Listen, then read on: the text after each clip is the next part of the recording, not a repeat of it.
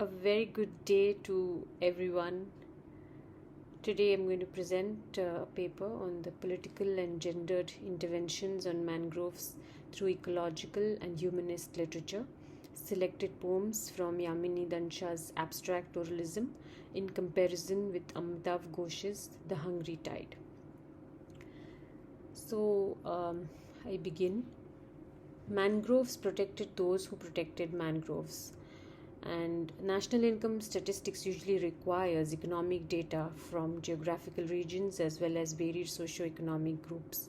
National income is furnished with information of the nation's economic growth, distribution, and sources of income and other multipliers. What is absent is the presence of environmental resources and the gains and losses incurred from therein. So, herein lies the handicap of the inability to formulate all inclusive macroeconomic policies with particular focus on sustainable development. The exclusion of nature exempts the critical questions from being addressed of how much does the nation really earn from its natural resources and the subsequent policy interventions based on available data.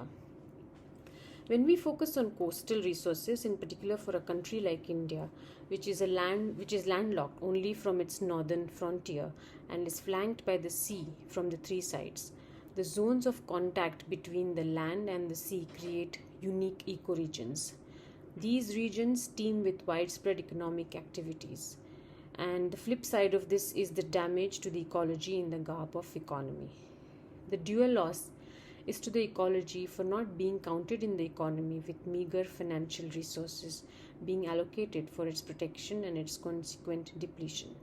Now, mangroves are one of the many types of coastal ecosystems that exist, like coral reefs, salt marshes, and so on. And when we go back in times, and I cite from another research paper, which is about another wasteland, dry land, called Bunny in the western frontier of India, is that until the 17th century in Europe, these value properties in nature and the world around us were often taken to have a sacred source in the widely held pantheisms of popular Christianity, which is often described by intellectual historians as Neoplatonism.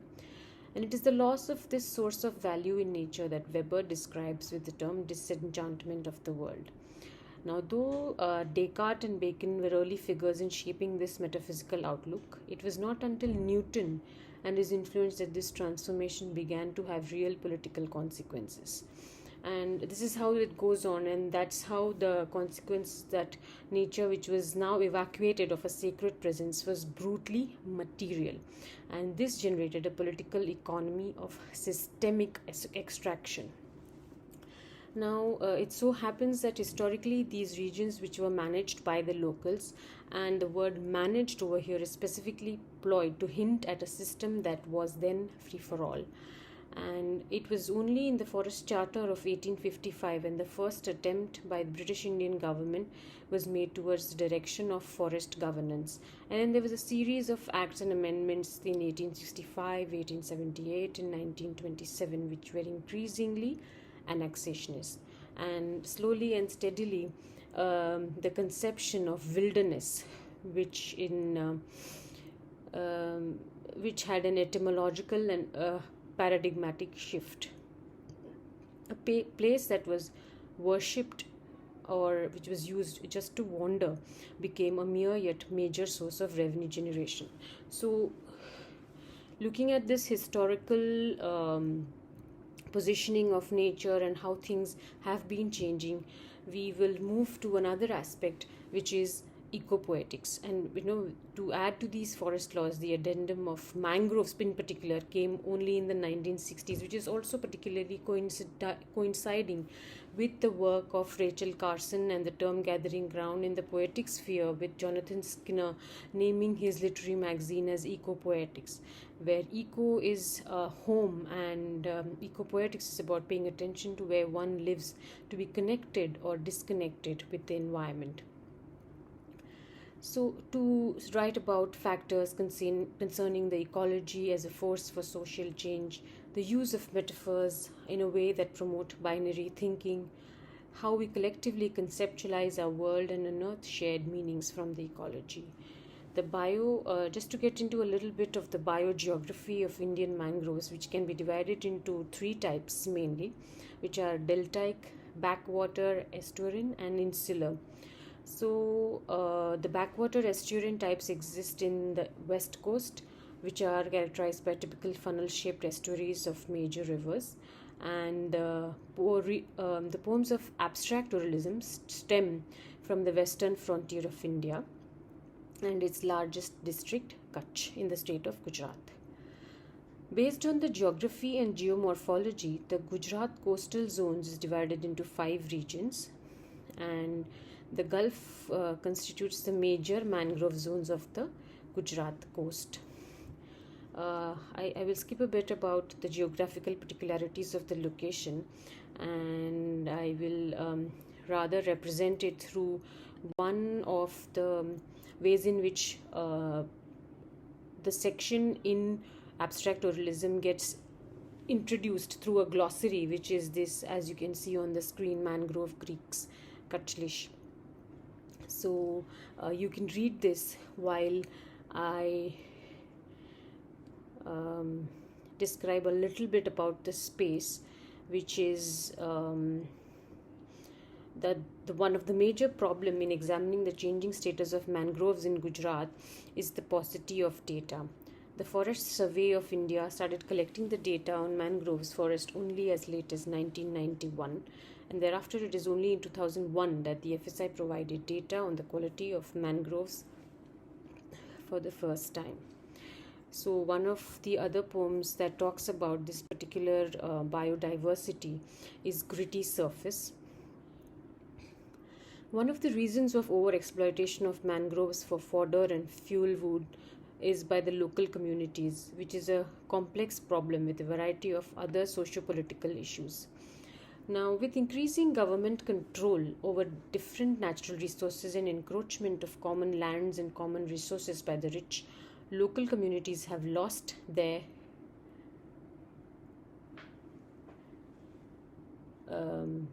control and responsibilities in the management of common property resources. Free grazing by cattle and camels devastate large mangrove areas. The cattle owners cut the mangrove shrubs to feed the cattle as they cannot walk in the damp, muddy conditions. And the camel can easily move in these areas and cross the creek during the low tide, trampling the pneumatophores, blocking respiration, resulting in their stunted growth. One of the poems that depicts this particular type of camel is Water Raga, which is based on these Kharai camels. Then one other poem which talks about, I'm just giving you a sense of the western frontier before we move to the eastern frontier, which is where the Hungry Tide is based.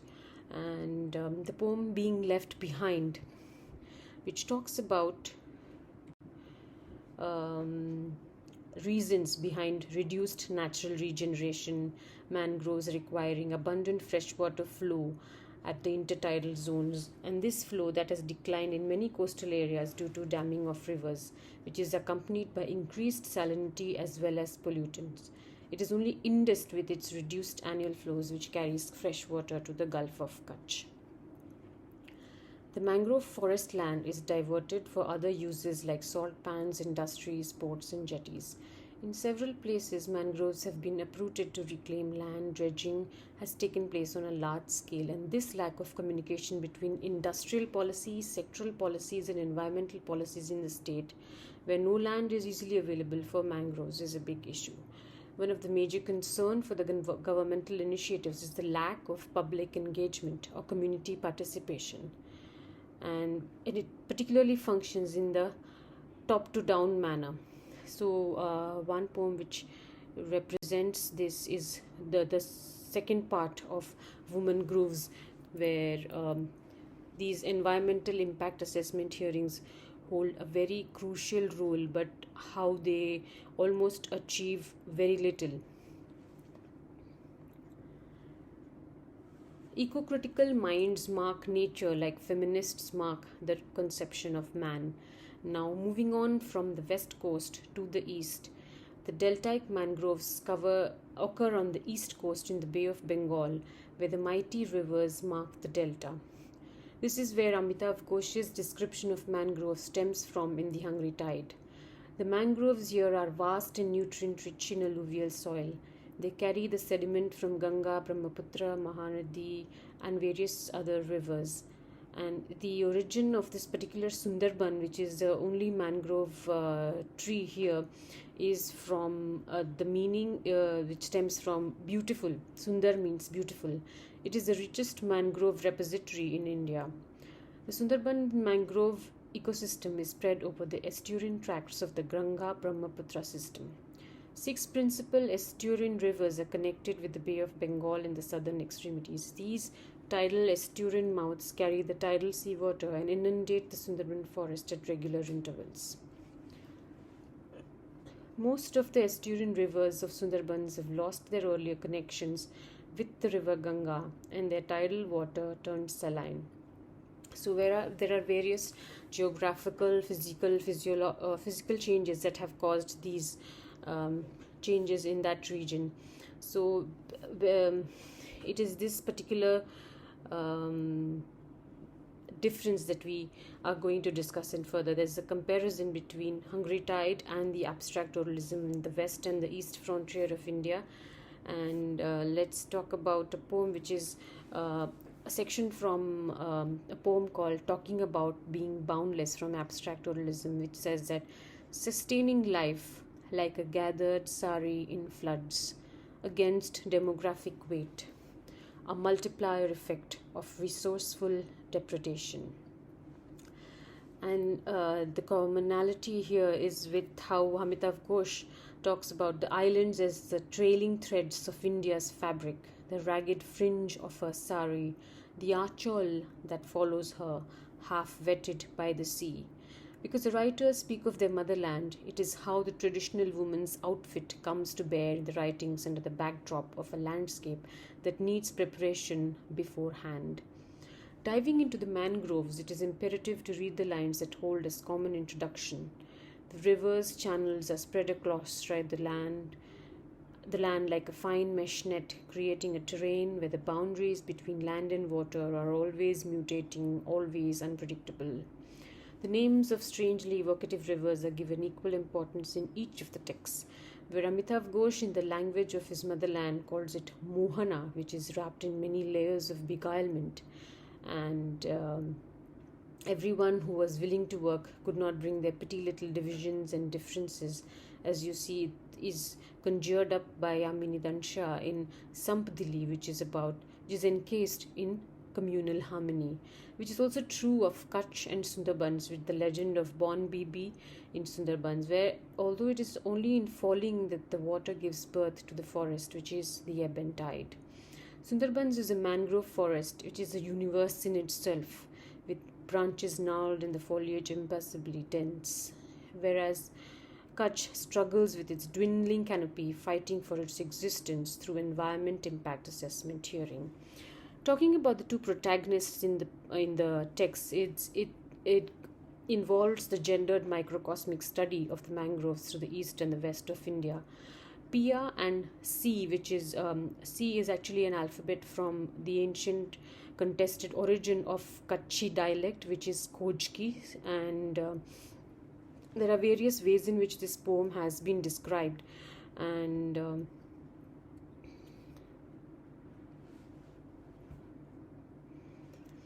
they reveal layers of lineage from ancestry to modern-day socio-economic dynamics. They do so through indigenous languages of each place, as explicated through Ghosh's Christomathy and Yamini Dand Shah's unique embedded glossaries, or through not-so-fictive flash scholia. The urge to acquaint foreign readers to the intimate language of the geographical microcosm, coupled with the need to have a pre-knowledge of the movements, phenomena, linguistics, diaspora of the location. As the texts are situated in a place where there hasn't ever been a proper survey, and as a cytologist and probably a surveyor, Pia and C map the terrain from the vantage point to their lack of therein. There is an interplay of rhyme Mori with the Chapi, dialect, a Kutchi to its safe haven, contested origin, a place of true freedom for the country's most oppressed. the regional abrogation of the English word she to it being pronounced as sea with multiple meanings made of it, as in the poem, which is in the book that describes sea in various forms. Both the books are rife with interdisciplinary aspects. And talking about the have-nots, the proletarian aspects of the marginalized geographical location are exemplified through life's most important lesson, which is labor conquers everything, as mentioned in Hungry Tide, even rocks and stones if need be, even mud, as also seen in Abstract Oralism through this poem, Rock Solid. It speaks volumes of the people and their ability to undertake rigorous manual labor. The differences are also brought about by makeshift vehicles they ride upon, like chakdo and the cycle chakdo in Abstract Oralism and the cycle van in Hungry Tide. The economies are discussed through money as compensation and remittance economy, money as compensation in Hungry Tide, and the remittance economy in Abstract Oralism, which slowly but steadily builds the land amidst and loses track of them. There is use of italics, which is summed up in Abstract Oralism through politics of italics, which subverts English and ensures English languages or regional languages or dialects regain prominence.